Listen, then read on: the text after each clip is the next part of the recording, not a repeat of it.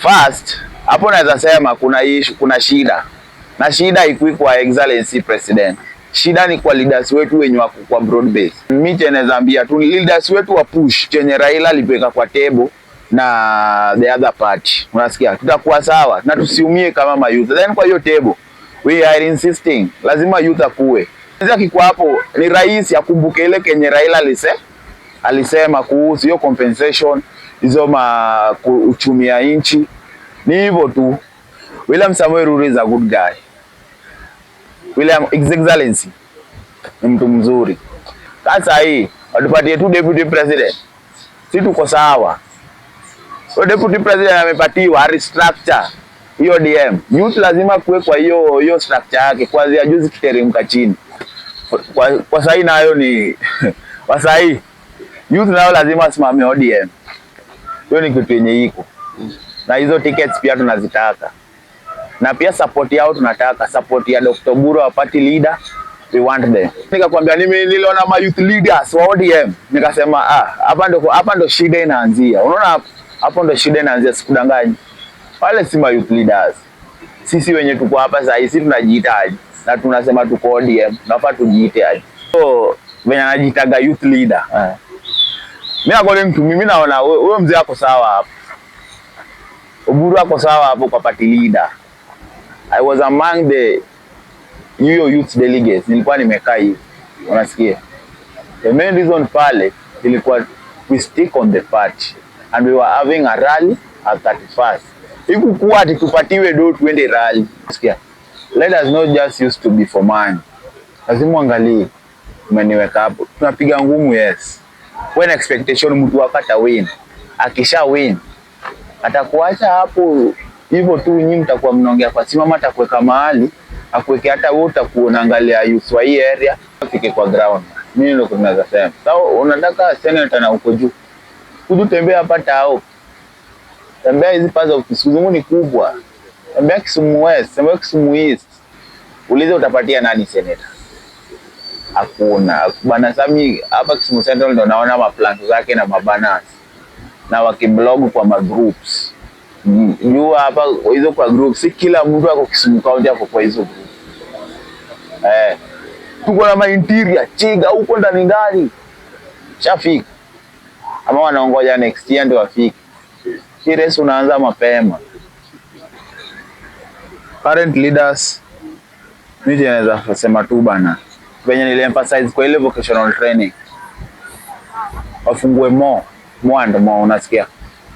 Alafu wa create more job opportunities.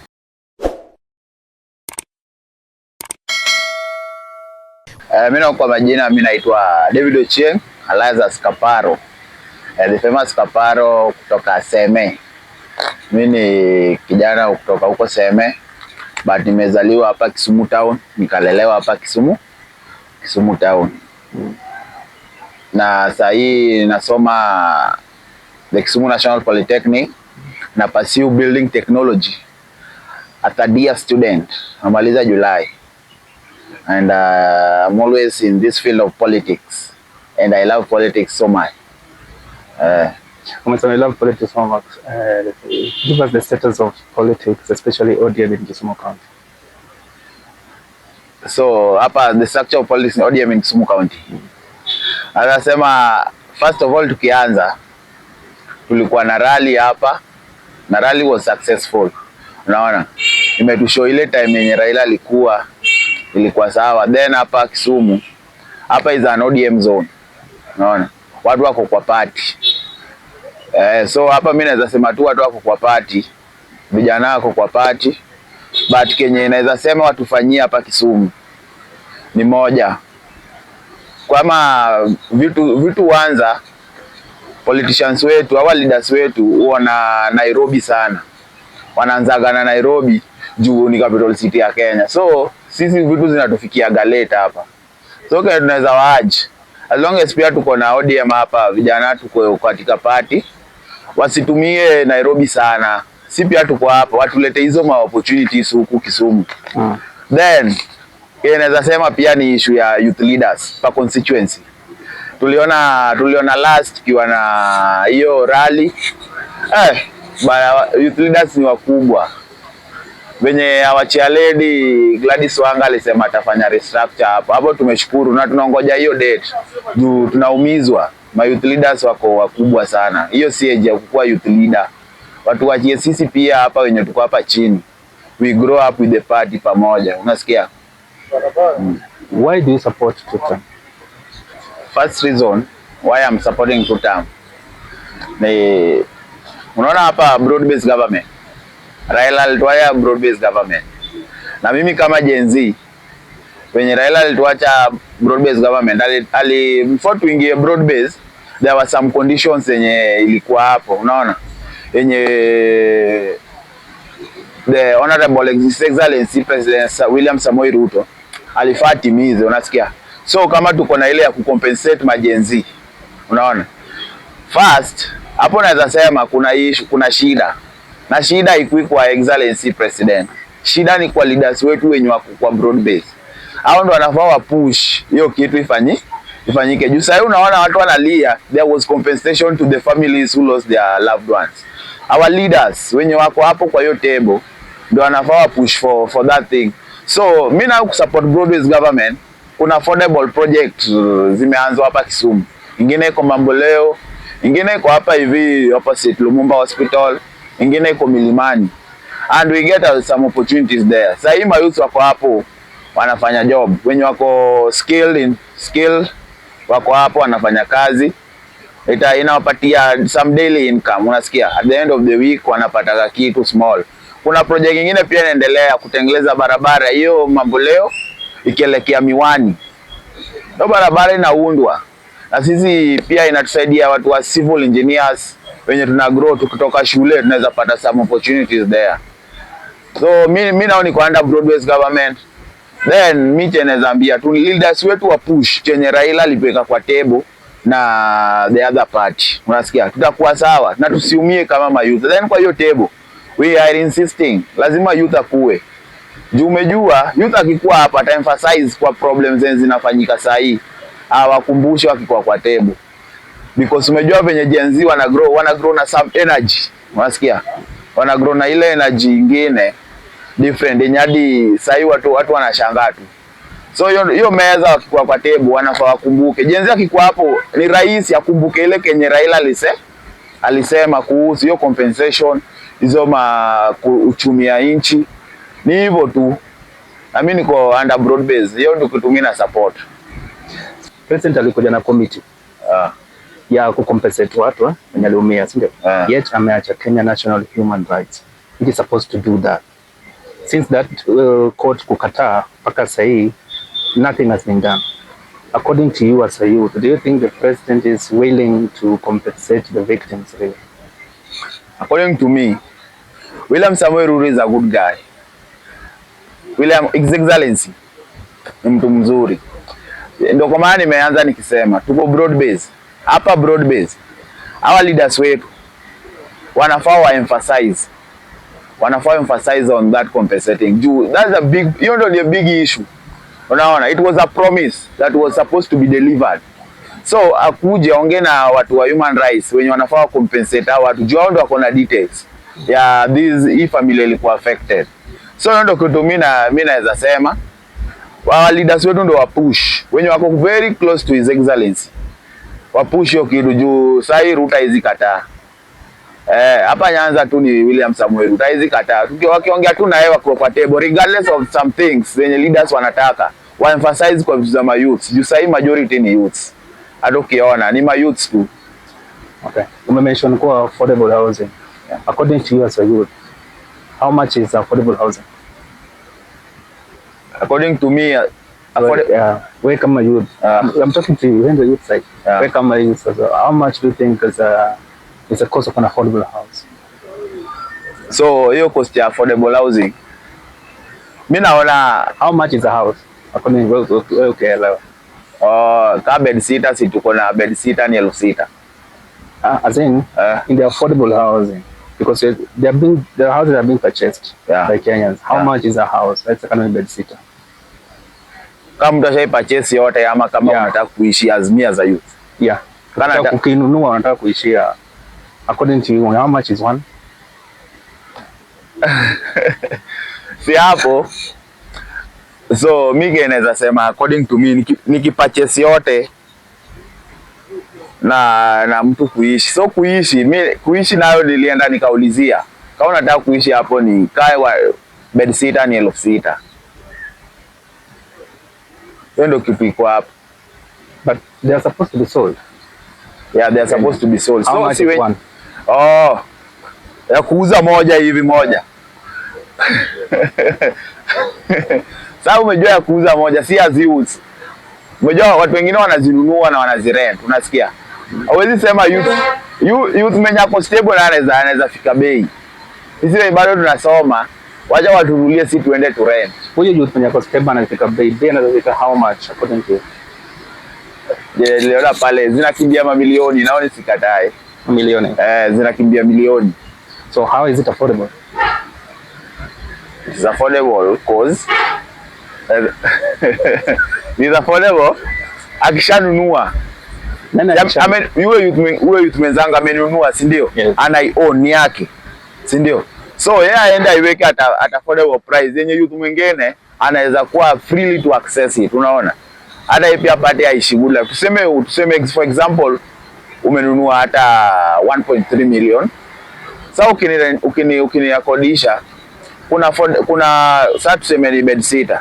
Bed sitter zingine ni 6,000. Sasa wewe ukiakodisha uweke hata 4,500. Hiyo at least ni affordable. Hatuwezi sema ati unajua sasa tunakuja kwa technology world. Hatuwezi sema unaweza pata nyumba ya 1,000 kama kitambo. Hiyo nao tusidanganyane. Si ndio? Hiyo ni that is a true, that's a fact. Kama kitambo hiyo haiwezi. So according to you it's affordable that youth mwingine akishanunua ndo anaiweka affordable. Youth anaibuy at an affordable price. So yeye akienda kuibuy anafanya negotiate ainunue at affordable price, unaona? Ndio yeye pia akienda kuwekea mayouth wengine warentishe pia wanapata ile, unaona? Inaitwaje? Wanapata hiyo nafasi ya kupata kuishi hapo kwa hizo nyumba. Hizo nyumba yao ziko fit. Hizo nyumba ziko poa. Upate nyumba iko na kiti na microwave na kila kitu. Iko poa sana. Okay. Initially before the handshake, Kisumu actually was opposing the president, right? Yeah. So are we in support of the president because of His Excellency the late Raila Amolo Odinga? First nilianza kama hii ni ODM zone, si ndio? Tuko broad based government juu ya Raila Amolo Odinga. Yeye ndiye alituambia na tuna follow. Hatuwezi go against baba. Hadi wewe uliona huyo hiyo ni juogi. Na venye alisema ndo sipi tafuata. Na ndo nilianza nikisema ilikuwa under some conditions. Unaona ndio hadi wa Kenya wakuwe na hiyo inaitwaje? Wakuwe na hiyo tamaa. Hiyo power ya kusupport Ruto. Ndio alituwekea some things hapo za kufollow. Na initially mimi naweza sema venye alisema ati tuko broad base, si 50-50 thing. Pani chwani. Watupatie tuwapatie. Si ni kitu kaa hiyo. Sasa hii watupatie tu deputy president. Si tuko sawa. So deputy president amepatiwa restructure hiyo DM. Youth lazima kuwe kwa hiyo structure yake kuanzia juzi kiteremka chini. Tutakuwa sawa tukinego kwa hiyo table. Unaona? Na hiyo ndio kutumia naomba wa leaders wa ODM leaders. Linda ground. Tuangalie mayouth sana. Hiyo ndio kutumia naomba. Waangalie mayouth sana. Mayouth ndio hapa kwa table. Okay.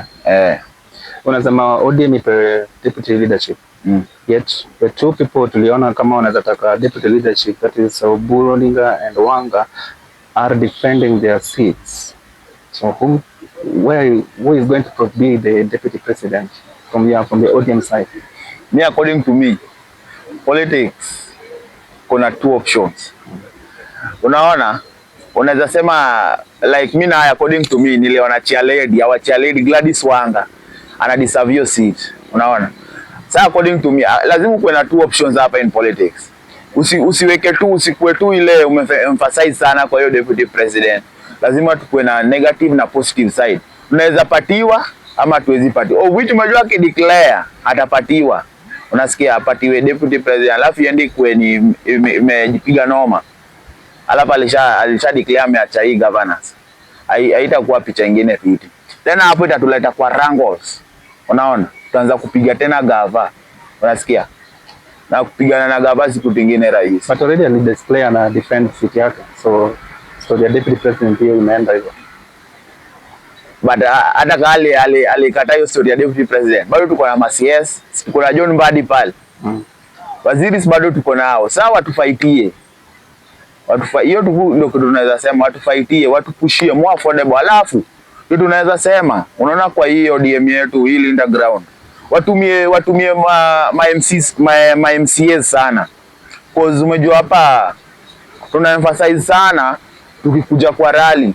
Wakikuja kwa rally wana emphasize sana. Sasa hiyo wanaleta watu close. But after the rally wanafaa wajue kuna vijana wengine wako kwa ghetto. Unasikia? Wako huko kwa ghetto. Hawezi access sana hizi vitu. So watumie ma MCAs. Kuna vijana kwa ghetto. Walete more opportunities, employment zikue. Walianza hii project ya vocational training. Ziko kidogo hapa Kisumu, nisikudanganyi. There are few. Kuna Rotary, Akado. So mimi ninaweza omba. Ndio maana nimekwambia hakika hapo kwa table wakae wakiwa na aim. Kuna vijana wao, watoto wao hapa hivi hawako stable, unasikia? Ndio maana unaona ma youth sasa wengine wanapiga kelele. The other side wengine wako the other side. So mimi ninaweza emphasize wakila umejua vocational training inafaa kuwe free learning. Hii ni skill unafunzwa. Waongee na CS of education wakileta hii vocational training ikuwe ni free.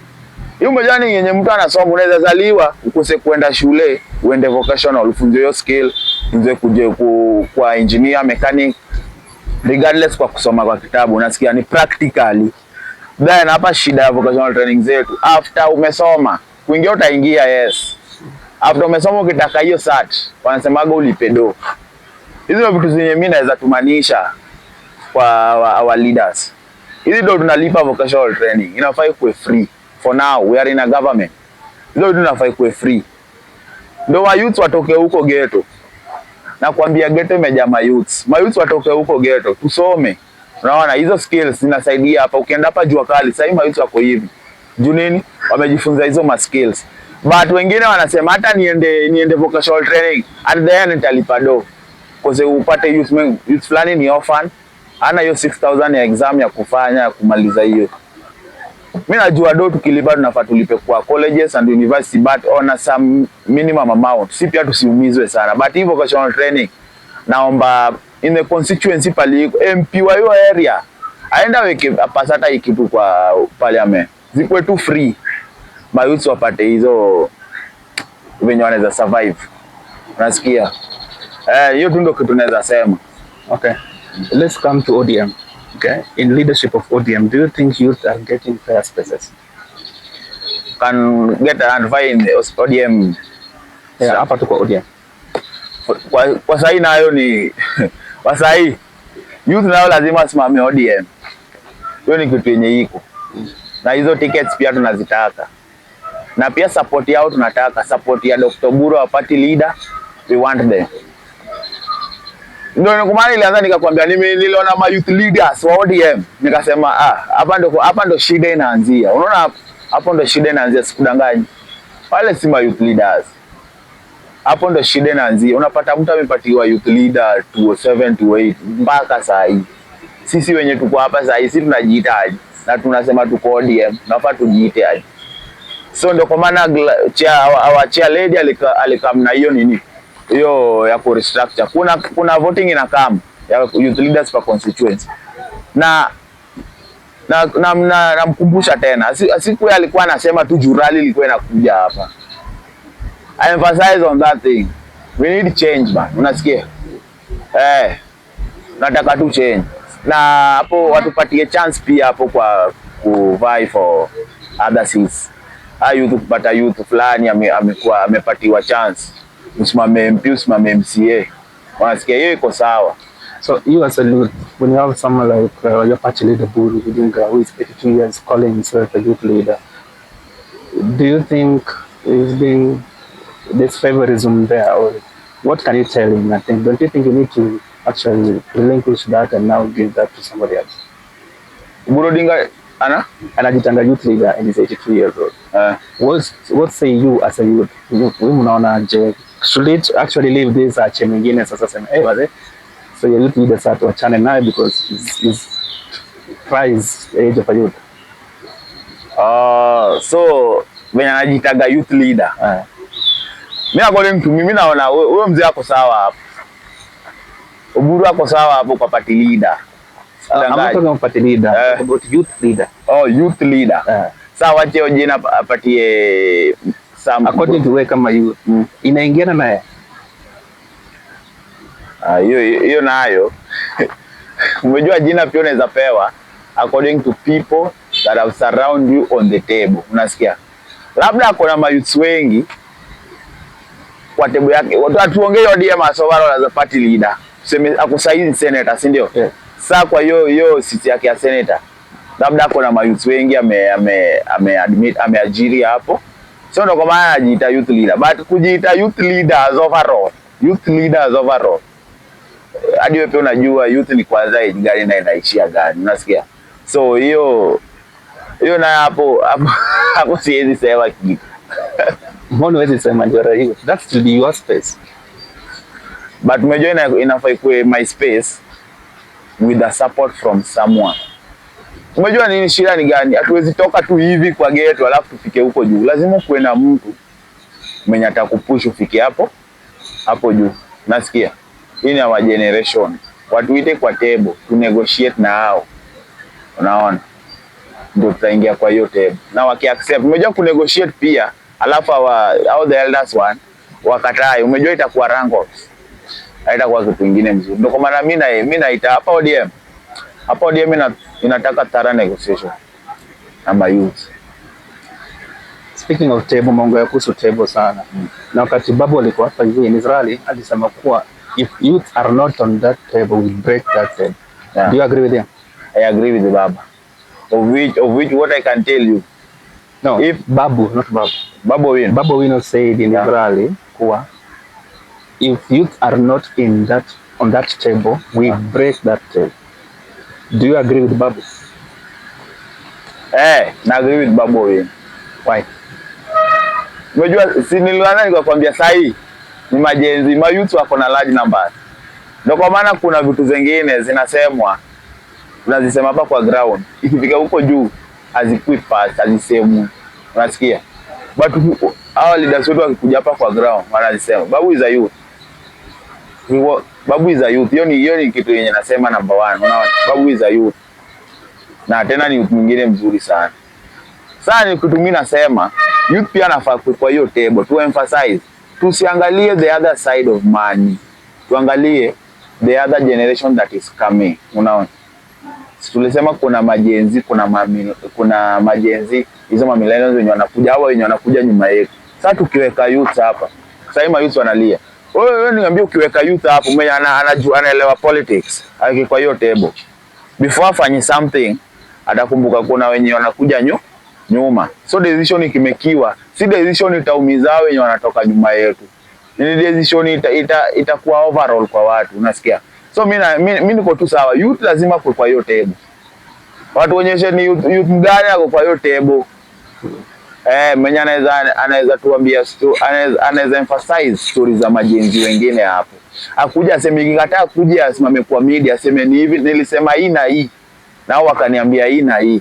Unaona? Sasa tuna get away forward to follow. Okay. Sasa ni kuambie my youth leaders wenye wako hapa. Mimi na usikudanganya. Hakuna jenzi mwenye watu ni wakubwa. Mimi niliwaona. Jenzi mwenye atafollow tu kwenye wewe anasema. Anaona uni si tulikuwa na meeting hadi hapa Shosholot. Wengine walikuwa analia. Ati hawa ndio ni youth leader. Ndio kwa maana tunaumia kwa hii pale. Yes. Nasikia. Sasa lazima tukue na youth tu mwenye unaona ni youth. Youth mwenye ako na courage. Akikuwa kwa table, sema tulika hii na hii wakasema hii na hii. Nyinyi mna decide aje. Unasikia? Alafu pia tukipanga hizi nafaa tukue na convention meeting na ma youth every month. Tunataka hii party yetu ya ODM ya Linda Ground igro sana. Watu weke every month. Tunataka support yao. Unaona? Support ya party leader, support ya wachia lady, support ya all our wachia lady, support ya secretary general. uje kwa hizi county. Kenya naonaga wakifanya wanafanya Nairobi. Unajua wanasimu Migori, wanasimu Wabei, Kisumu na Siaya. Wako huko Nairobi sana. Huku wanakujaga huku times more, so kuna rally na ifai. Huku pia wanafaa watu engage every month. Watu engage. Ndio tukue na hata sisi pia tukue na hiyo bana, hiyo spirit yenyewe. Hao watu hawajaacha majenzi nyuma. Okay. Let's come to Kirembe Rally. But before Kirembe Rally, let's come to the Tom Mboya. What happened there? We saw the youth really roughed up Tandi. Again, there were rumors that Adoni was stabbed and all that. So, what image do you think was being displayed at Tom Mboya from a youth perspective?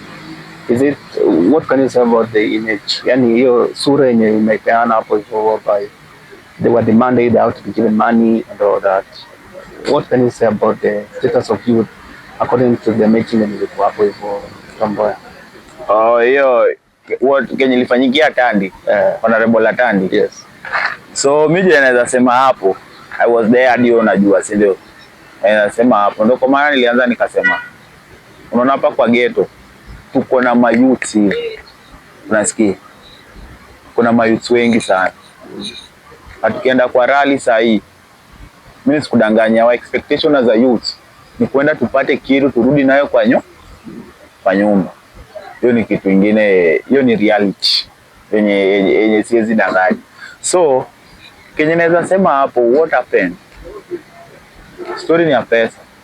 Unafikiria kienda Nyalenda tuende Manyata tuende Obunga tuchukue ma youth tuweke pamoja, umitao ma youth every month with something innovative to create opportunities and employment to them. Unafikiria hiyo kenye ilifanyika Tom Mboya kutafuta ya kungangania do ainge happen. Umechukua huyo, kuna spaces hapa along the road, fungua hata company fulani regardless kusumbuliwa na county, waseme fungua hata car wash, yani tu place tu nyingine big weke tu car wash. Wewe leo na Ruto akifanya state house alikuwa anapatia watu mapikipiki, car wash, hizi stuff za saloon, our president's excellency, unaona alikuwa anapatia. Sasa hizo vitu nakwambia opportunity hapa Kisumu zinaanza Nairobi, alafu sisi tunawekwa kando. Sisi tunachukuliwa time kuna rally na si kitu kingine poa, linaleta hizi shida. Unaona, tuchukue ma youth, tutumie ma MCAs, hao ndio wanajua ward yao. Hapa kwa ward kuna watu, kuna ma youth wengi sana, na shulileta shida Tom Mboya ni ado. Unaona, alafu unaona mimi pia ukijua hapo pia kwa ghetto kuna ma youth wengine ni orphans, na youth kani orphan au ana job, ana parents, it lead to crime. Unaona, si poa. Kuna function nyingine na kuja hapa sports ground date 8 inaletwa na Ninja Man ya crime does not pay, is a boxing tournament ku engage my youths. Anachukua sahi my youths for every ward. Sasa sijui kama wamempatia support, ndio hapo pia tunataka support. Mwenye amewin anaenda na pikipiki na some cash at home. Hiyo ndio inaweza change maisha. Unasikia? Ikirutuka hiyo, upatie nduthi za loan hapa tupige shughuli. Naweza jilipia. Tutoe kwa crime. Daima youth wanadedishwa vibaya sana. Kwa vitu zingine hazifai. Jua? Unaona job ziko. Unaona pale affordable pia ukienda. Affordable ziko hapa, uwezi niambia naweza host my youth wote Kisumu. Hiyo ni reality. Walete more opportunities. Nasikia? Hiyo ndio kutumia naweza tu ambia wa leaders. Kimego huko walete more opportunity, but our His Excellency our president anapenda my youth. Hata unaonaga kuja hapa mo sana ana negotiating na my youth sana. Unaona? Walete my youth hapa. Ile kitu inafanyika Nairobi, our president William Samoei Ruto honorable anapeleka kama youth state house. Sisi wa Kisumu tumewachwa wapi? Wa Migori tumewachwa wapi? Wa Mabei tumewachwa wapi? Siaya tumewachwa wapi? Ndio nakwambia jenzi yake kwa hapo. Aenda semi Ulianza na Nairobi wakakuja state house. Chukua wa Kisumu wakuje state house. Chukua wa Homa Bay wakuje state house. Kila mtu anego. Wale wa Nairobi wataenda wajiongelee, sisi pia tutasema shida yetu hapa Kisumu, au wa Homa Bay waseme shida yao, wa Siaya waseme shida yao. Unaona? Ina make sense. Sasa si watu tumenegletiwa, tunakujiwa saa time ya siasa na sipo. Ndio kwa maana nakwambia hiyo kenye Babu Owino alisema youth lazima kwa hiyo table. Venye mmoja venye nafungua mind yangu nikiongea, si venye utaniambia some older people wanaweza fungua mind yao wakisema kwa table. Si tuko na vision, tunaangalia mbele, tunaangalia nyuma na kuja nyuma. Unaona? Mmoja youth akona ile inaweza fanya hii ni wache huyu. Venye tulikuwa ile pamoja ile time ya Gen Z, unaweza kumbuka. Tani hivyo. Si poa, mimi kila kitu naona zinapelekwa Nairobi. Si poa. Hiyo nao si poa. Okay. So according to what Babu said, kama youth yuko kwa meza, tuna pass kwa meza. Do you think you are in the wrong camp? Maybe Babu's camp is making sense and advocating for the youth more than in the ground? The camp that I am. Yes. Mimi naona I'm on the right camp. Unaona? Juu ya? Unaona hii camp yetu. Pia tunafaa tusikilizane as leaders. Kwa hii camp unasikia? Tukimake a decision, tuna make one decision. Unaona? Unajua kusema tu kweli hatukuvotia Ruto. Tukuvotia wa President William Samoei Ruto. That's true. And that's the fact. Unasikia? But akitupatia hiyo opportunity, tukae kwa table yetu, tuende na decision ngapi? Moja. Ngiri itasaidia.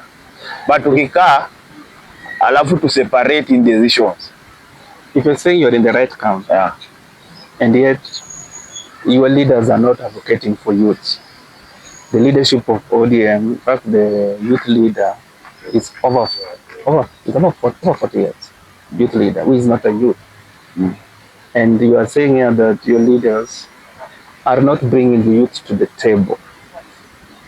Yet, in the Babu camp, is saying if youth are not on that table, we break that table. So, according to you, which camp, the camp you are in, do you think it's advocating for the youth?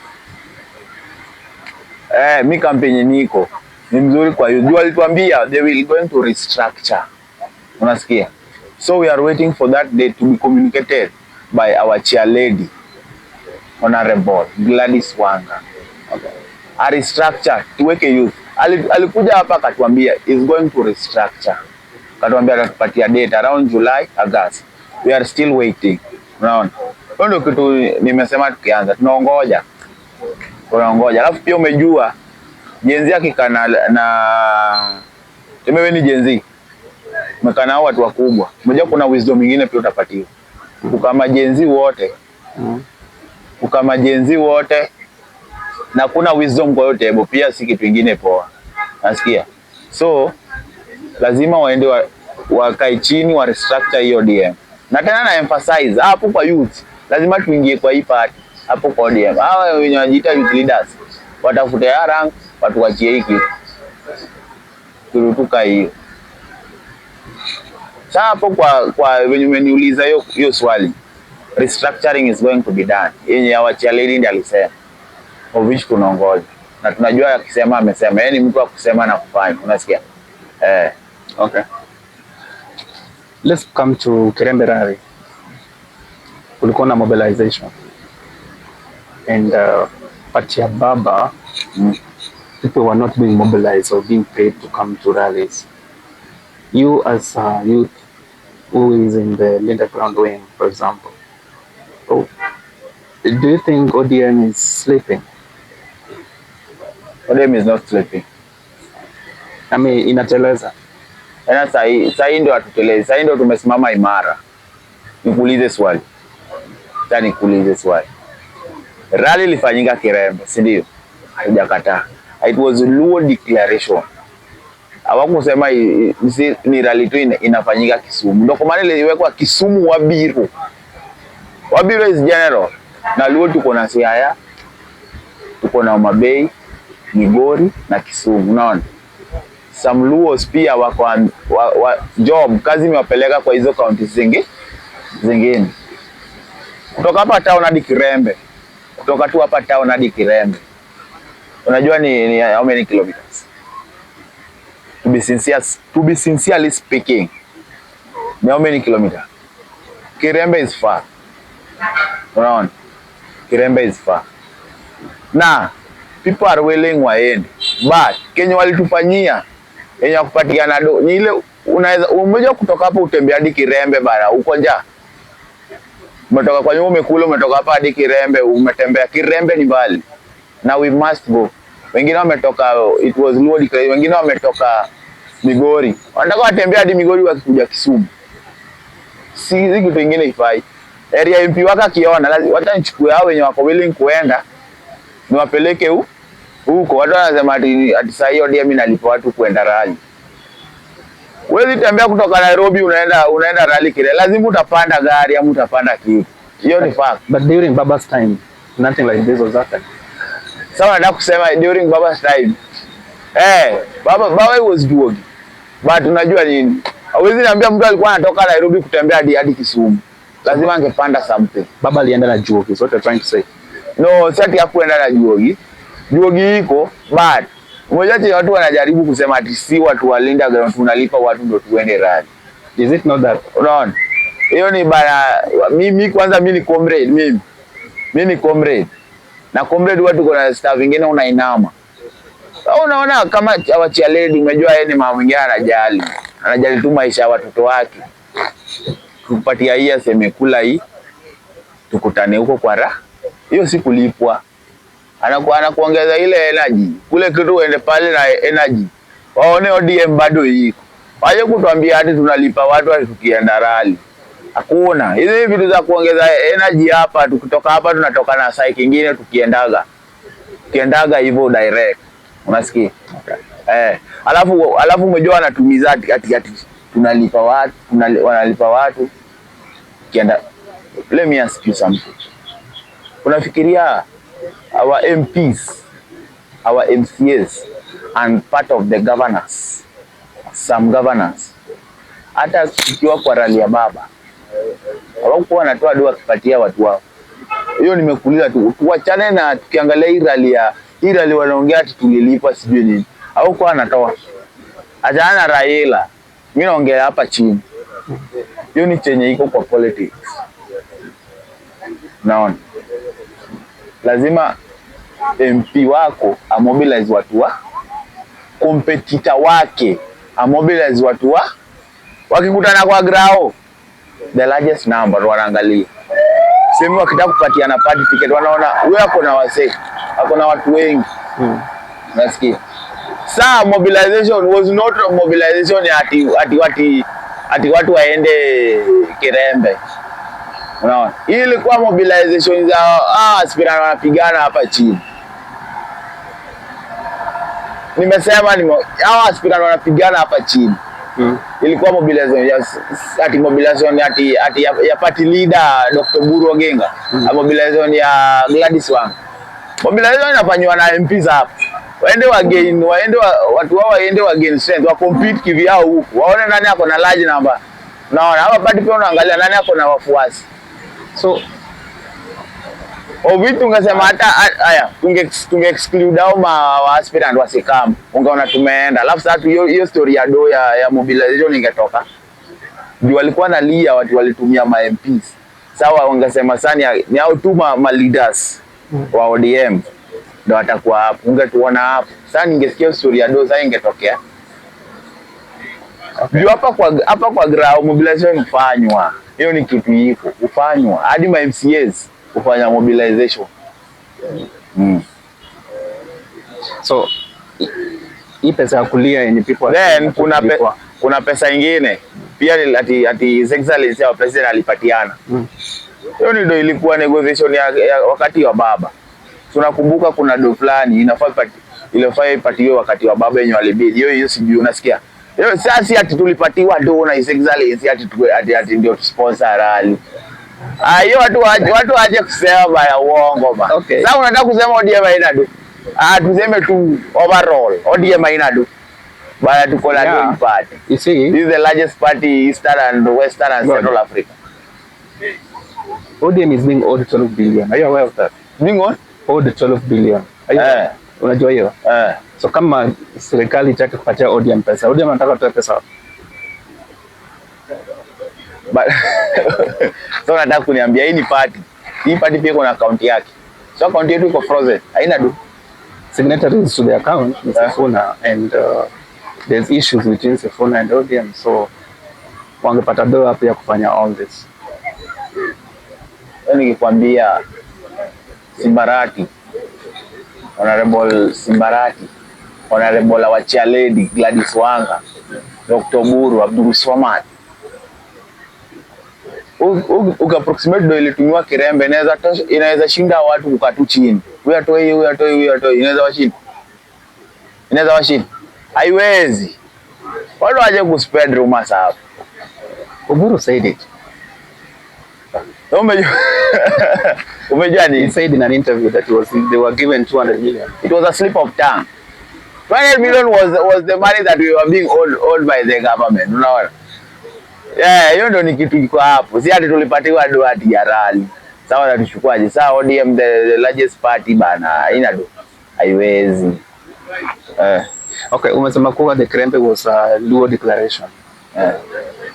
And it was more like a rally because the business community were not involved, the church leaders were not involved, the youth themselves, they were not involved in a way that can look like a Luo declaration. And that's how the declaration should be. According to you, did Kirembe rally achieve its mandate? Kuna meetings zilikuwa zinafanywa before the rally. Are you aware of that? Yeah. The Luo leaders walikutana nao na Awachia Lady. Si walikutana nao.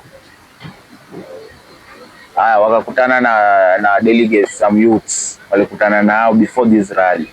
Nasikia. Kuchukua mandate, chairman of the party, kutembea a week before. Kuongea nao watu wote. Inajaribu kushowcase nini? Ina portrait picha gani? According to you. Alikutana nao watu.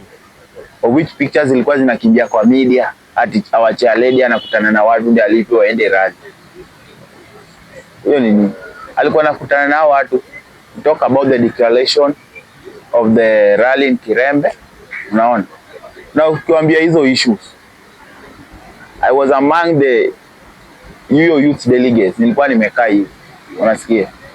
The main reason pale ilikuwa we stick on the party and we were having a rally at 31st. Ikukuwa ati tupatiwe do tuende rally. Ikukuwa tutukaa hiyo. To stick kwa party, to strengthen, tushike hii party venye ilikuwa wakati wa baba, unasikia? Party chama kwa imara. Mimi sikusikia pale wanasema tupatiwe do uende rally. There was nothing like that. To all things that Awachia Lady said, hakuna kitu ati mimi nimekuja hapa, nimekuja kuwapatia pesa mwende rally. That's a lie. Alafu umejua saa hii, ndio nilikuwa nakwambia saa hii, watu wanatumia social media vibaya. Ipi anaweza sema? Watu waache kutumia social media vibaya. Umejua social media kutumia vibaya inatugonganisha kama youth. Ndio kwa maana unapata youth wanapigana kivyao. Kwa ile other side unakuja unapiga. Haifai. Unaona? Ya social media. Social media inatuharibia vibaya sana. My AI is si vitu zingine fit. Okay. So according to you there was no mobilization. Me according to me, there was no mobilization. Kuna mobilization ilifanywa. Mobilization ilifanywa na maaspirant ndio wanataka kuvai for MP na MCA. Hiyo nayo ilifanywa. Hiyo naweza kuambia but ati kuongelea kutoka huku juu kwa party leader kuteremka kwa chairman. Nilikuwa kwa au alikuwa anaongelea tu strengthen hii party, tushikilie hii party. Yenye baba alikuwa party rudi imara, unasikia? Baba aliacha ODM ikiwa is it not of Limpopo ama hiyo kule nasemanga? But we've seen ODM is remaining to be a Luo party. You as a youth, do you think something is not right somewhere? Unaona hapo. Hiyo swali tuliuliza kambi wapi. They are ready to sit down. Unaona? Kuongea. Hii vurugu iko kwa chama ya party ku separate into two is not a good thing. Nasikia. and is really not a good thing. It is portraying a very, very bad picture. But they are ready to sit down, one negotiate. Unasikia? Waongee. Chama isikatwe katikati. Tukwe tu venye tulikuwa. Ndio ODM ikuwa strong. Believe me. Sasa ODM ina grow. ODM ina come. They negotiate with who? Si umesema hii mambo ya kuseparate. Sasa hivi tuko ODM on his own. Tuko na Linda Ground, na Linda Mwananchi. Yes. Ndio nakwambia hii swali tuliuliza. Tukaambiwa they are ready to do everything. Unasikia? Ndio wakwe pamoja. Which nyingi mimi nakwambia ODM itakuwa pamoja. Hii ni kitu mimi nakwambia. But they say from the party leader and the chair that ODM is willing to negotiate with like-minded parties, starting with UDA. So is UDA part of ODM? UDA is not part of ODM. UDA, if you are negotiating with UDA, we are negotiating about broad base. Au venye Nyanza itakuwa, unasikia? Venye Nyanza itagrow. Unajua si Nyanza kitambo tulijulikana kama watu wa kurusha mawe. Hiyo ni kitu reality. Hiyo ni kitu real. Hadi ile nishangaza day ya ile time ya watu walikuwa na raio, tulikuwa Nairobi, tukiwa kama poster hapa tukisema we are negotiating on the table. Si atupigi kelele, unasikia? Hii ina show nini hapa? Ina show nini hapa? Nataka umejua kitu kama hiyo kifanyika, unafurahisha His Excellency our president, unasikia? More opportunities inakuja hapa. We are growing. Atulete development. Ndio kwa maana nakwambia, so we need more development. Unasikia? Negotiating with UDA, hiyo ni for development. Mimi nasema negotiating, chama iwache kukatika katikati. Wanafaa waangalie venye wanafanya hii mambo. Unasikia? Kaina wale chama irudi venye ilikuwa. As strong as it was. Okay. Yeah. Hiyo ndio kitu mimi nasema. So Kisii imetuacha. Ukiangalia from large extent, because Matiang'i ameenda na Kisii. Luhya ndio hiyo, Sifuna is running away with it. Kamba already, Kalonzo is running away with it. So what is left of ODM chenye baba aliwacha? So umejua the leaders wenye wanaenda na leaders wenye wamebaki ODM. So unajaribu kumaanisha, unataka kusema ati ODM imebaki ni Aluo Nyanza peke yake. Kisii tuko na Simbarati. Simbarati ni Mkisii. Simbarati yako huko.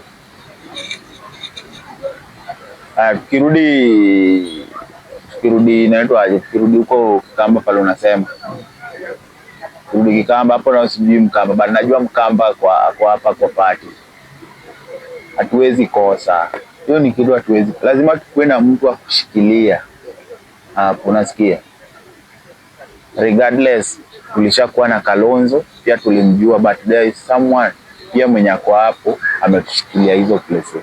Okay. Unajua bado tukitembea, to be sincerely speaking, tukitembea ODM, tukitembea saa hii just kia rally tena inaenda Mombasa. Sijui mpango wenu ni aje. Nyingine ODM iko Mombasa, nyingine Mweche inaenda Mombasa. So ndio nikwambia tulikuwa tunaanza na hizi Nyanza, ndio start kutembea some other parts of the counties. Mimi nakwambia ODM inaamka, itawashangaza hapa mbele. We are coming, we are growing. Nataka hiyo venye Raila alituacha. Unajua venye Raila alituacha watu walikuwa na shock, unasikia? Hiyo ODM itaendelea ukweli. Mkomano unaona saa hii awacha lady, anatembea usiku na mchana. Anajaribu kuweka hii party kwa venye baba venye ilikuwa wakati wa baba, unasikia? Hapo pia tunamrudishia shukrani together with party leader wa Dr. Buru. ODM ina grow. Si ati usiangalie ati venye walianza Nyanza sasa itaisha hapo. Bado hizo parts of the county tutatembea. Na tusipotembea uniite tena hapa interview niulize. Mbona ulisema hapa na mbona sioni kifanyika hivi? Okay.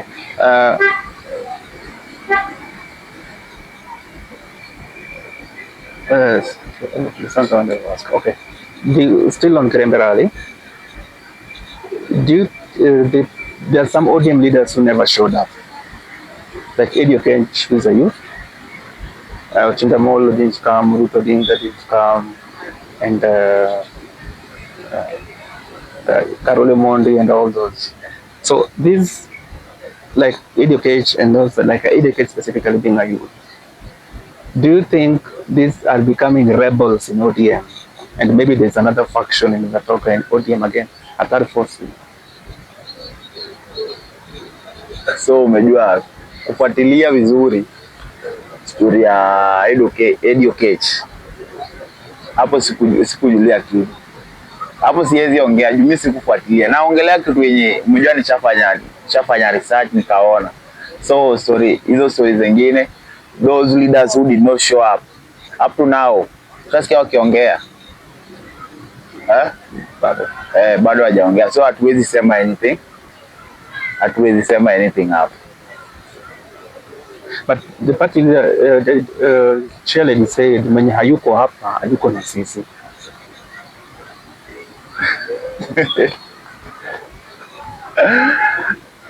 Sasa umejua hapo na mimi siwezi ongelea hapo. Hapo to be specific. Okay. Hapo siwezi ongelea. Okay. So, insecurity in Kisumu, especially in Kirembe rally, watu waliibiwa sana. So you're aware of that? Watu waliibiwa. Waliibiwa ni. There was a lot of insecurity in Kirembe. Maybe huko. Nilikuwa Kirembe. Yeah. Watu waliibiwa. Kulikuwa na thuggery, a lot of thuggery sana. Especially from the youth themselves. Can this be a scare that ODM wakitisha meeting kama hizi kuna a lot of insecurities? Umejua mimi naweza sema ni moja. Ukienda rally angalia mwenye ako kando yako. Unasikia? Hata wewe kutembea. Wewe wa kwanza unafaa ukuwe security wako kwa kuyone number 1. Pale watu walikuwa wengi. Unasikia? Mimi pale nilikuwa mimi did not experience any insecurity. Juu niliona security hadi mapolisi walikuwa pale. Hadi ilikuwa hadi time fulani vurugu ilitoka kidogo, but niliona tena peace ikakuwa. So mimi naweza sema ni wewe ndio unaanza kuwa security wako. Usiexpect. Yes, kuna polisi wakiwa kwa rally hawakuagi katikati ya watu. Unasikia? Unajua polisi akikuwa utakuwa na ile freedom ya kusema kitu unataka kusema. So ni wewe ndio unaanza kuwa security wako. Hiyo ni number 1 thing. But hiyo insecurity overall venye watu wanasema ati insecurity, mimi sikuwa na insecurity. Pale was safe. Mimi nilitembea kutoka Kirembe nikirudi. Time ya kwenda nilienda na ndugu. Kurudi nilitembea. Nikarudi na simu zangu. So mimi sikuwa experience your insecurity. Okay. So let's come down to local politics. According to you, let's start from the MCA to the MP to the governor to the senator. What is the mood of leadership in Kisumu, especially in local politics? Mood of leadership in Kisumu? Yes. Current leadership, then those people who are aspiring to become leaders. Unaona iko aje? Currently, mimi naongea na pale napiga kura. Mimi na vote Kisumu Central. Kondele hapo chini ya flyover. Okay, let's start with the MCA. Kondele. MCA pale ni Joakim Oketch Swaga. Huyo ndo ni current MCA. So let's say it's going for the MP, right? Yeah, so the incoming MCA. MCA. Yeah, according to you, who do you think holds the mantle of the youth, one mantle of job opportunity, mwenye at least anasaidia youth au kumpatia kura hapo, kuna venye you can change the livelihood of watu wa Kondele? Hapo, to be sincerely speaking from my heart, hapo nayo kuna huu aspirant anaitwa Obungo hichi. That guy is over. ametengeneza 56 boda sheds regardless of vying and losing. Hakuna hiyo spirit, akufi moyo. Sasa kuna boda sheds zimeandika kwa jina yake, hadi ukienda hapo Manyata ukitembea Kondele unaona, unasikia. The same Bungu anasimama na watu, kiwa na shida ana show up, kiwa na problem ana show up.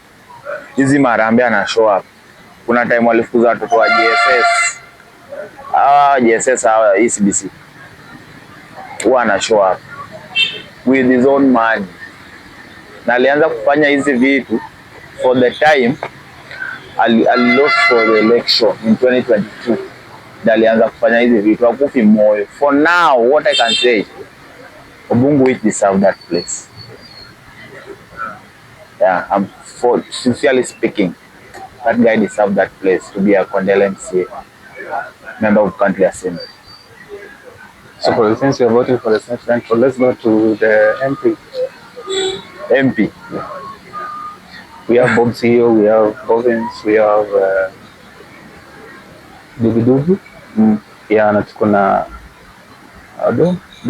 Dume, yeah. Tuko na Dume. Yeah. So among all these, what do you think? And then you have Swagger also there.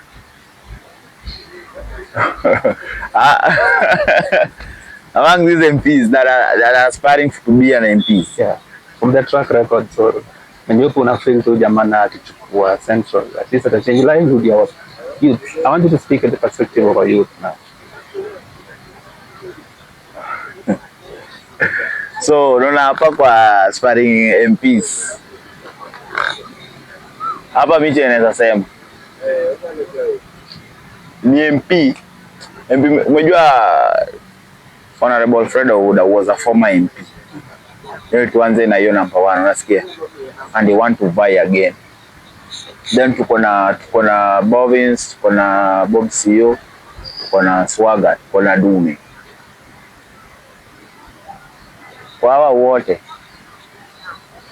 Bovins amesimamia education ya Kisumu County. Swagger is an MCA.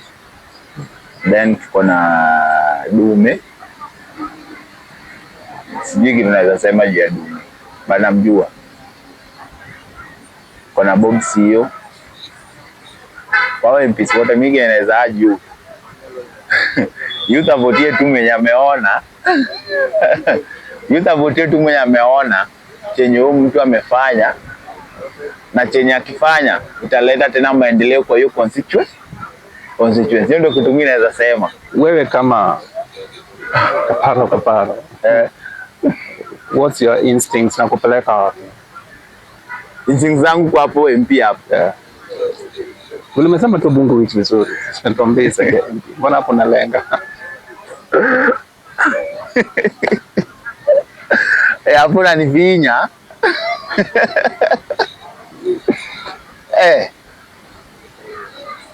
Hapo mimi nayo nikiona. Hapo nasi hapo twende tu hata kwa gavana bana. Tunamaliza MP tunaenda kwa gavana. Ama ukisema wewe utachoma huko.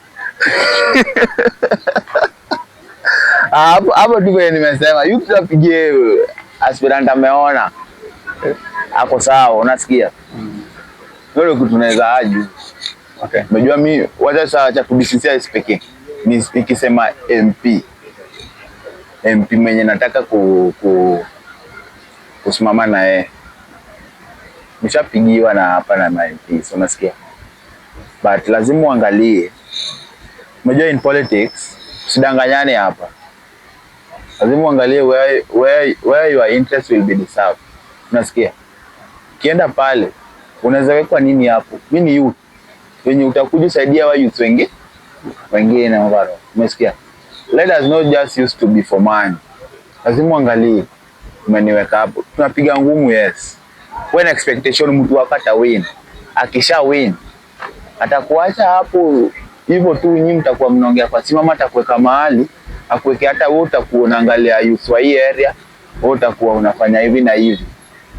It's an interest game in order inakuinua, unasikia?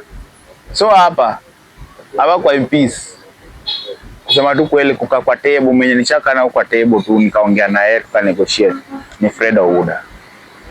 Unasikia nikasikia maoni zake. Nikaona ni vitu vingine tu mzuri. Naona. Kuna mtu nishaka nayo kuongea na yeye hapo. And it was hiyo unaona after kunipost nikaenda viral. After hapo sasa ndo alinipigia tukamit. Kuongea. No. So according to you, do you want to choose a leader so that akienda pale akupate position ama akienda pale create job opportunity for you? The more mini youth. Sasa tunaangalia overall Gen Z.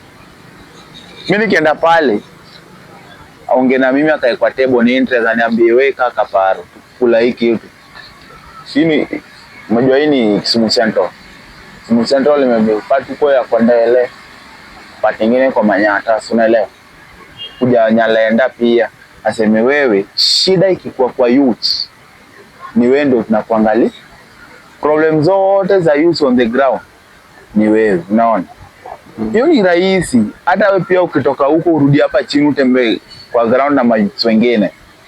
Hauwezi wanaitaje wako lao. Yeye wanalao watu hapa vibaya sana. Ati mara nini? Sasa umejua ukisema kitu kai alafu urudi unegotiate na ama youth umpelekee. Alafu tuone kanya amefanya kuhusu hawa. Ama kikataa urudi ambie ma youth nilisema hii na hii yenye mlinituma akakataa hii na hii. Ina make sense. Ndio kwa maana sasa hii mimi hapo kwa MP siwezi chukua stand bado. Okay. Hapo siwezi chukua stand. Achukua stand mbeleni ama nikiona youth mwenzangu ako hapo. Amepatiwa hiyo determination amemwambiwa amekana yaka akaambiwa wewe nataka si tumewin overall wamewin hiyo au my MPs umewin member of parliament. Sema mimi naona nilipatiwa hii na hii. Mimi nimesimamia youth hapo kwa Swaga hapo kwa Uda hapo kwa Bovins. Na nimekuja kusikia kilio yenu. Nyinyi kama ma youth mnataka huyo area MP wenyu wafanyie ni ina make sense. Hata ukienda ukitembea hapa unatembea ukiwa safe. Unaweza make size stand alafu umejua ujipige noma. Ndio mimi naweza sema. Okay. Tupande ngazi tuingie senator. I think tuko na Sami Zilzewan, Phyllis Raburu, and maybe another person anaweza kuwa anataka. You as somebody who wants to take a senator, what can you say about the senator before you take for governor? Anataka for senatorial seat. Hapa Kisumu for the look of an eye. Nasema alafu pia niruhusu niongelee mtu mwenye sijaongea naye ama mtu mwenye sijui. Funga roho. Juu sasa umejua nini? Sami mimi sijaiona Sami 001 but naonaga plans zao, naonaga watu wake kwa ground. Hiyo number 1. Willis Raburu nilimuona tu ya kwanza. Kama nilikuwa na follow hiyo rally ya Linda Mwananchi akiongea anataka senate. Unasikia? Hapa kwa ground. Unataka senator the whole Kisumu County. Unataka senator.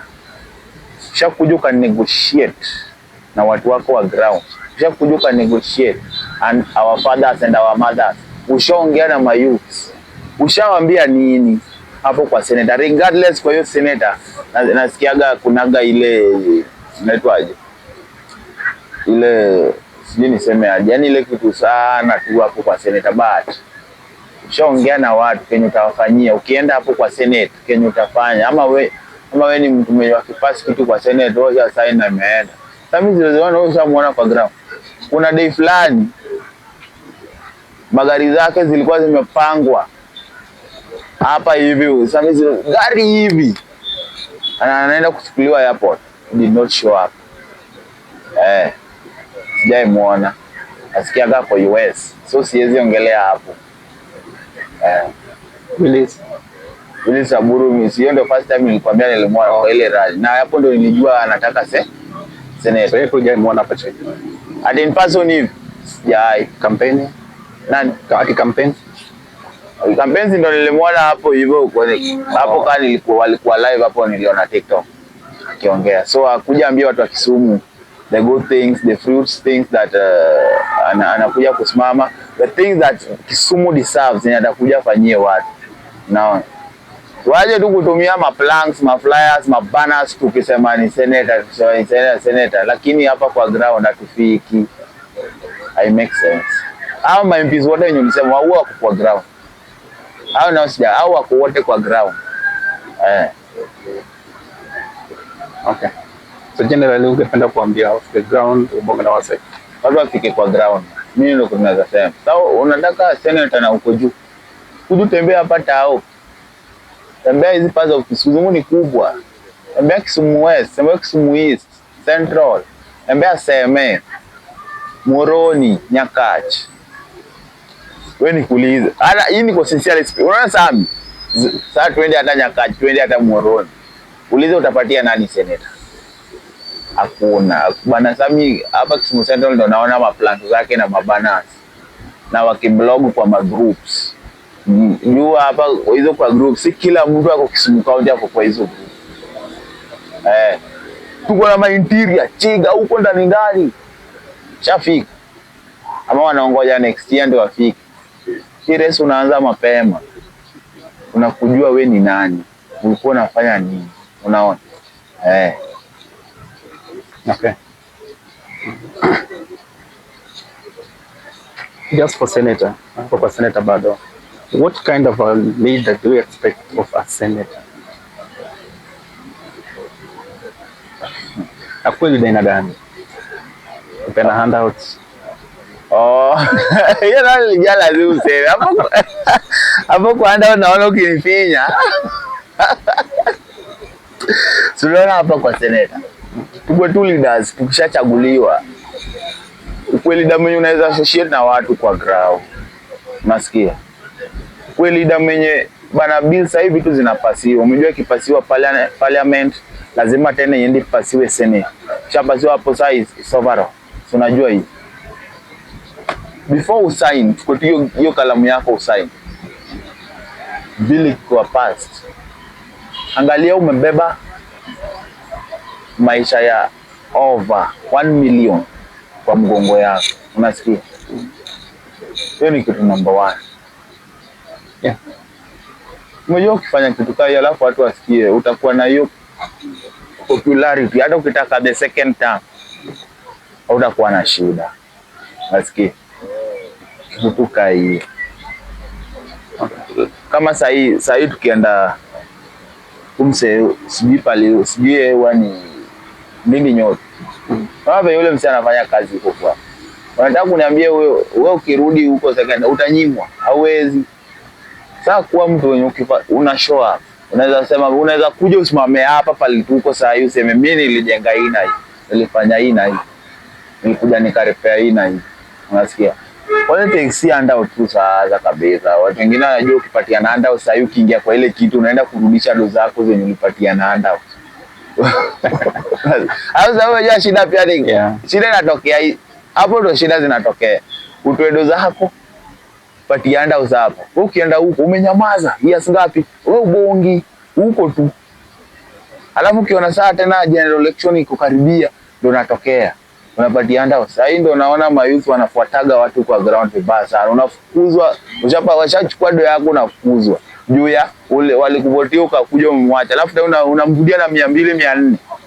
Wewe una expect afanye nini? Ako kwa gate yeye amekaa tu. Una expect afanye nini? Olawi. Sasa tuingie kwa ndovu kuu. Governor. Tuingie kwa governor. Yes. Kisumu County. Ni mbaya. Sasa tuingie kwa ndovu kuu. Hapo kwa governor tuko na Dr. Joshua Rom, kuna Dr. Professor Ojienda, tuko na Adoma, nani tena? Tuko na Rosa Buyu, tuko na Ruto Odinga pia. Tuko na Ruto Odinga. Tuko na Ken Obura. Kuna Ken Obura. Ken Obura nao ni wa independent. Sasa umejua kuna rumors is being sponsored so. Hiyo ni rumors inakuwa spread hivyo. Sasa siwezi sema kwanza, si ndio? Sasa unajua hapa kwa governor seat. Kwa governor seat. Kiona bana Nyong'o amefanya kazi. Unasikia? Regardless of handout. Unajua our professor hapa kwa handout ni normal, lakini job anakushow kwa ground, unasikia? Yes. Hiyo ni ukweli. Our professor honorable Professor Nyong'o amefanya kazi. So unataka kitoka unachagua ule mwenye pia ataokota hiyo kazi yake pale ilikuwa akitupush tena, unasikia? Hapa kwa gavana mimi naweza sema mimi sitaki kuongelelea gavana yoyote. Najua tu nataka niseme sitaki kuongelea gavana yoyote, unasikia?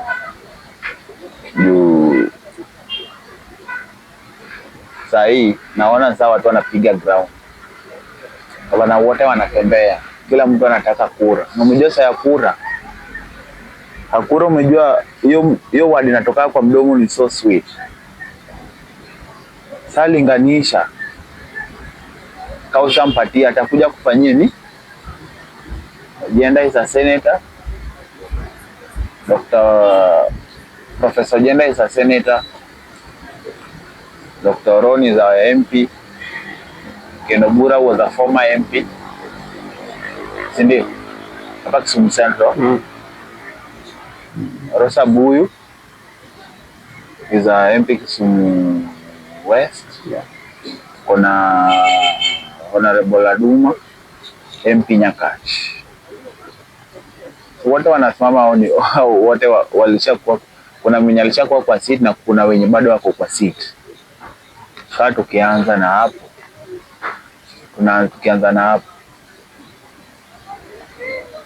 Tunachagua gavana ukiangalia.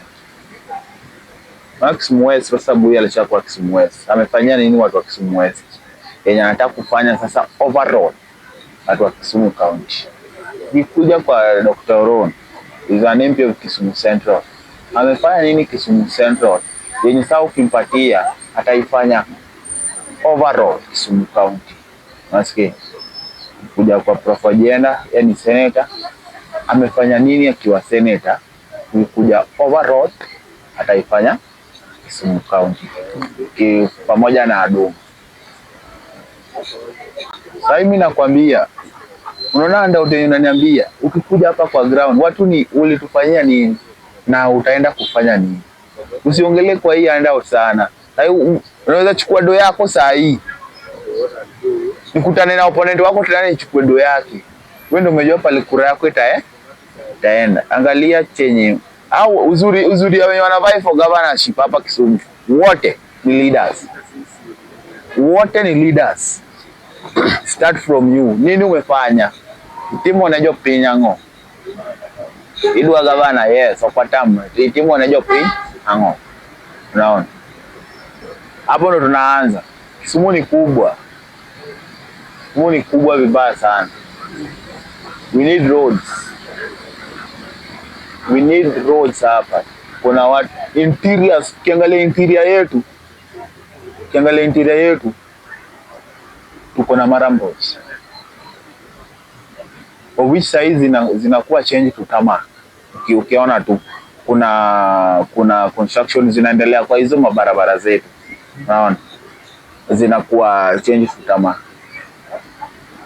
Koro, angewanya watu yeneza sema hapa tu ni umefanya nini watu hapa watu wako ni umefanya nini? Uko nayo kwa tebu unataka kuleta exposure gani? Uta expose hawa youths wawache wengi wetu kutoke crime.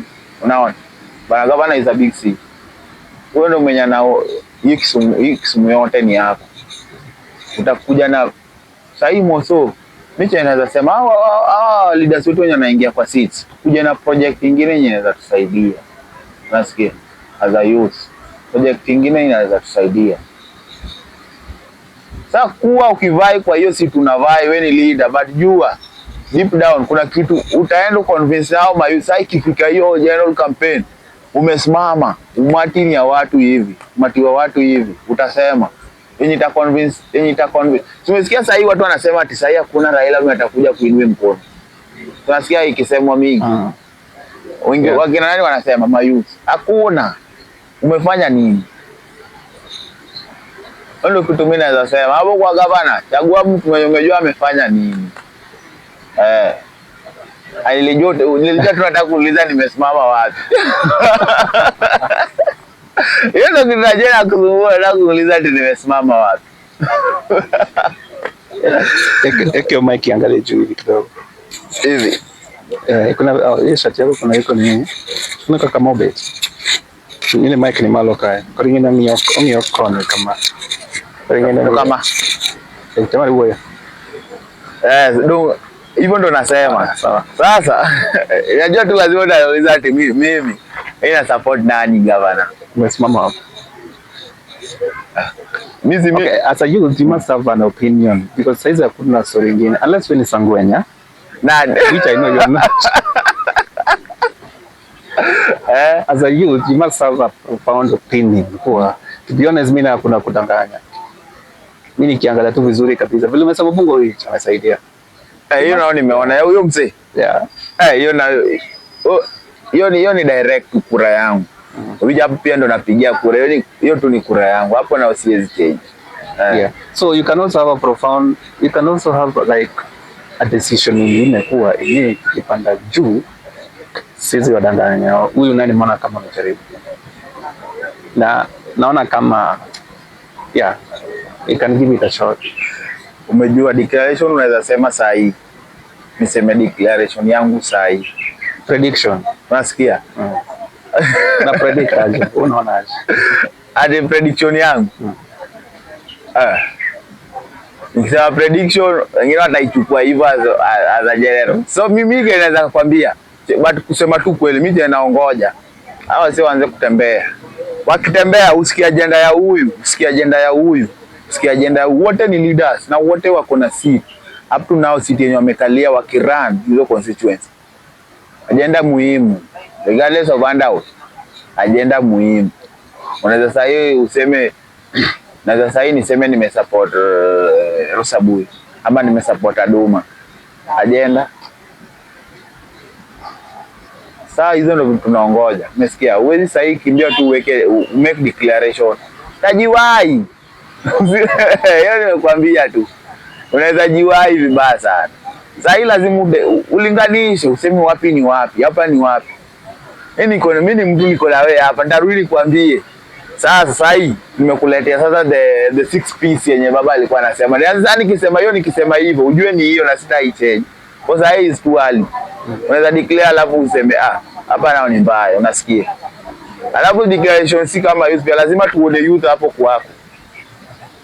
Tukianza tunaanza na member of county assembly.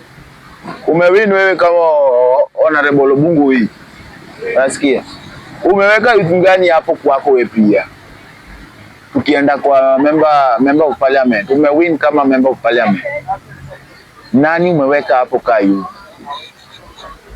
Kuja kwa gavana. Ajenda zako ndo tunataka. Na venye utafikia mayouth. Umejua most leaders wao wakichaguliwa. Wengine wanaendaga wanalala hivi, hawarudiki hapa kwa. Wanarudi wakikuja kutafuta kura. Mmoja ukisimama kuambia ni huyu hapa na hivi, sasa wewe ndio utakuliliaga ufikishe hiyo malilio huko kwa walida, unasikia? Isipofika kuja utuambia amesema aje. Unasikia? Duduka hiyo. Sasa nao ni ngumu na kusema declare kitu. Sasa ni noma. Sasa lazima uangalie agenda za wasee. Nikisema nitakuwa bias. I don't want to be a bias. Ndaribu my political Anyway, so concerning these leaders, I think we're just almost finishing our interview. Concerning these leaders, as far as nomination is concerned, do you think ODM will conduct a fair nomination? Because all these people are under ODM and they're going to vie under ODM. Yeah.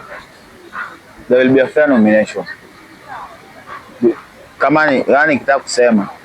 Si hawa cha leader alisema watu wa chini watu wa ground ndo wata determine au utapatiwa ticket or no. Sio ndo alisema tu clear. Unaona? Hapa hakuna ati nitakuja unaona Kaparo mpatie MP Kisumu. Zi. Ndio kwa maana sasa unaona tuna struggle. Hapo kwa member ukanda assembly, wanatembea. Si unaona hadi wewe. Kila mtu ana push. Nataka hiyo ground. Naweza u negotiate naye. Mimi niko na wasee tuonyeshe. Pige ndio kwa maana kwamba hizi rally tunapiga. Watu wanasema anda utakuona. Hizi rally tunapiga ni ama aspirant hapa chini. Nani kila mtu anataka jioni, unasikia? Kila mtu anataka jioni. Ndio kitu kinafanyika hapa. Juu walishasema huko Juni utapatiwa hiyo ticket according to wewe umefanyia mtu kazi kwa ground ama nini? We kama unataka hiyo kiti but hujakuwa leader ama ni umeambia watu wenye mwa convince wakupatie hiyo kura, unasikia? Yenye itakuja wasaidie mbeleni. There will be a fair nomination. Hiyo naona nimekwambia, ngoja utaona.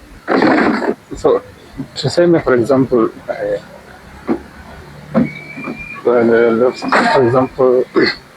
MCA tuko na maybe around 5 aspirants under ODM and there's only one person at the board. What do you think mwenye amefail should do? Wewe mwenye amefail kupatiwa ticket ama mwenye amefail kupatiwa ticket? That's very tricky. Alijaza mama baada kafail kupatiwa ticket. Nasoma na ODM. Na all along amekuwa akiambia wasema si tuko ODM, nenda kuvaya metengeneza posters and kuvaya for contender ward under ODM and he's going to get the ticket. Hapo sure ameshaambia mafans wake. Alafu akose. What do you think he should do?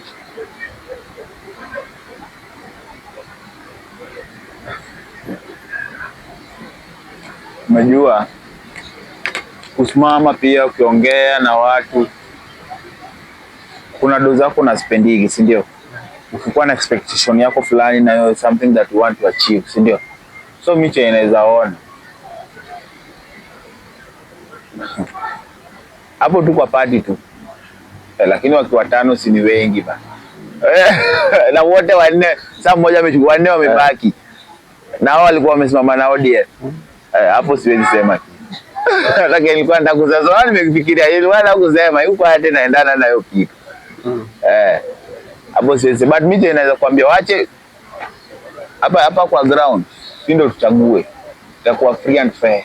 Hapo sasa itakuwa free and fair. Ile yenye our leaders watakuja wachagua ati tumepatia huyu, hiyo ndio itatuumizaga. Nasikia ODM imekuwa na history of poor nomination, sio ni kweli?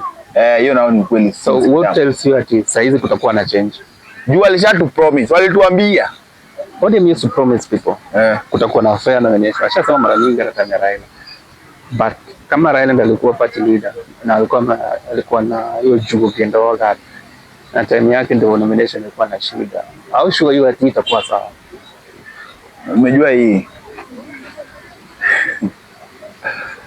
mimi na by my instinct mimi naona tu itakuwa sawa. Instinct zangu zinaniambia tu itakuwa sawa. Itakuwa tu free and fair, unasikia? Na waianze mapema ndio tujue kwa tu free and fair. Siku zile za last minute wakio the major rally ndio sasa unaanza one by one. Unaona huyu ndio mpatie, unaona hiyo tutaki. Aanze tu mapema. Naona. Alafu naweza hajua ianze mapema.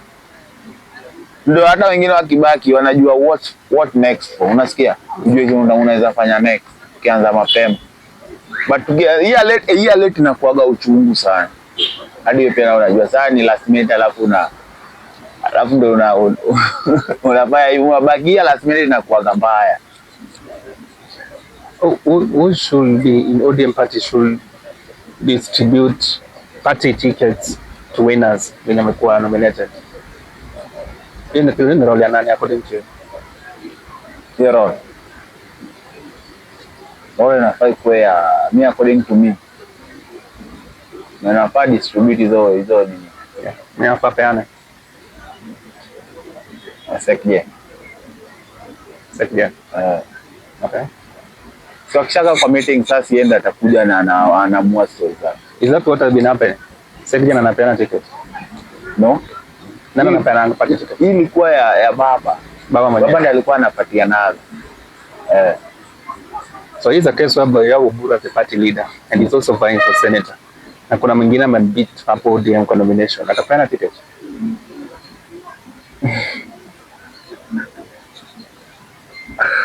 Wanaweja hapo kwa party leader. Mimi na wewe nilikuwa tuna advice fulani. Hata ka advice fulani tu ya kusema. Unasikia? Kwa tu party leader. Ati umejua pressure nyingine inatokea, pressure nyingine tunapatia bana wa party leader na si mzuri. Unasikia? Sisi tunapenda Oburu. Ndio kwa maana ile siku mimi nilimwimbia ile wimbo. Waje pressure gani tunampatia? Waje kumweka na pressure. Unajua watu wanasema hadi serve hiyo kwa party leader. Ndio kwa maana yeye pia anaona aenda sikiwa ile senator si. Unasikia? Na si poa.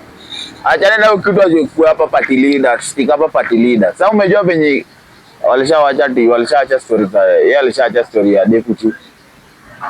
Wanga pia kawacha hiyo. Nataka ni sisi tuende negotiate nini kwa table. Akawabedi get work malokani, unaona? So hapo kwa senator hapo, mimi Albert naweza sema bana. Oburu ni our party leader.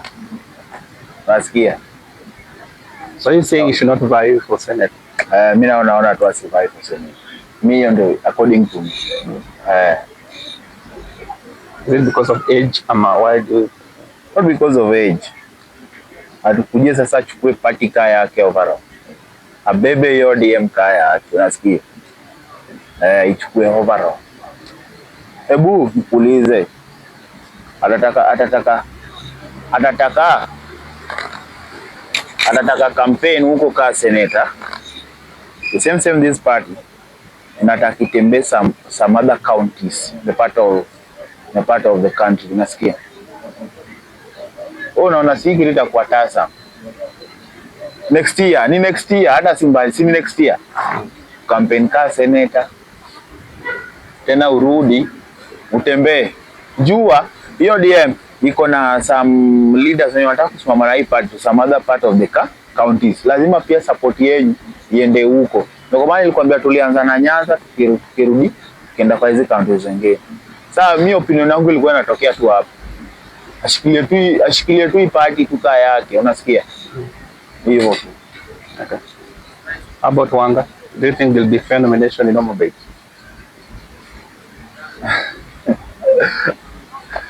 Tungeongelea tu Kisumu juu mimi ni mtu wa Kisumu. Tunaongelea ODM, sio ni ODM. Mimi ni mtu wa ODM, basi au umejua hiyo ya Gladys bana. Sasa mimi naona itakuwa fair. Tuseme tu mtu ameshinda tu Wanga vizuri kwa nomination. Do you think atapata ticket? Sawa, wewe ukiongelea pale umabenana compete na wachia lady. Mtatoka. Najua iko but sasa unaona ukiangalia tu from the view, from your view. Tuache tu rumors zina spreadiwa. Anaweza compete na wachia lady pale umabenana. Is it fair? Are you saying somebody should be scared? Mtu anafaa ogope. Kuogopa hapana, sasa mtu anafaa ogope ati but kuona tu mama kuna ground bana pale Homa Bay. Unasikia? Awachalida kuna ground pale Homa Bay. Okay. Tumoso umejua kwenye watu angalia. Unajua wachali akona wa mama hii. Wacha nikwambie hapa Nyanza. Unajua mika mababa zetu, our fathers. Turnout yao kwa kuvote. Wengine wao wanalegea, unasikia? Wengine wanalegea, wanaongoja uende tolewe na ile ndio tulikuwa tunaniambia ndio uende. Unajua mama anatoka wili. Na kwa maana anasemaga kama mama amekupromise kitu, lazima atafanya. Unasikia? Mama anatoka willing. So, jaribu kuangalia to that view. Hiyo picture. Mimosoge nimeshaona pale Homa Bay ni divide and rule politics. Wa mama, wa baba. Wanapiga zao huku akigonganisha Wanga. Wa mama pia wanatoka huku akisupport nani? Divide and rule sipo. Sawa hapo ndio utashangaa. Mimi nakwambia, ngoja hizi major rallies zikuje utaona. Sasa kila mtu anapiga kampeni yake. Mimi niko hapa Kisumu sitoki. Utaniita tu na utaniambia. Tukimaliza, what's your final take as a youth to sum up everything about leadership, job opportunities, and maybe advice to our leaders? Our advice to our leaders. Nasema tu current and incoming. Current leaders, mimi naweza kusema tu bana, venye nile emphasize kwa ile vocational training, wafungue more and more, unasikia? Alafu wa create more job opportunities. Kisumu ni kubwa, wapatie watu job. Unajua uwezi toa mtu kwa mlango, kila mtu umpatie kazi. Ni bidii ya mtu pia kusema mimi nataka kufanya hii na hii, unasikia? Kitu kaa hiyo. Tuko na Kameta hapa chini. Kameta dam, restructure this thing. Chenda hapa nyuma Kasagam hapo, Kasagam school, unajua? Restructure this thing. Waje kumwaga siwa hapo. Wao kumwaga hapo, wakirestructure hizi madam. Kugeta masamaki. Hizo ni job opportunities tunapatiana hapo kwa mayouth, unasikia? In our schools, our MPs, tuwe basari bana. Tuwe tu basari kwa tusaidia our parents. Tuwe tu basari tusaidia our parents. When incoming pia, waone pali mwenye alikuwa kwa hiyo seat anataka kuingia, hajafanya yeye, aone saa hiyo atafanya better. Azibe hiyo loophole. Desilete chaos. Tutembee sana kwa ghetto. Tutembee sana kwa ghetto. Hiyo ndio kitu naefasa hivi. Ghetto imebeba large numbers of people. Tuangalie health za watu wetu huko kwa ghetto. Unasikia? Tuone venye tutatoa mayouth hivi kwa block. Hiyo tu ndio vitu naweza emphasize nayo. Tusikuwe wale leaders wetu tushachaguliwa. Tuko more of our families. Wajua kuna some leaders ukiangalia lineage yao, yeye ni leader lakini ikipangana tu hivyo, imebeba mafamilia wao, si mzuri. Nasikia. Hiyo ndio kitu tu naweza sema.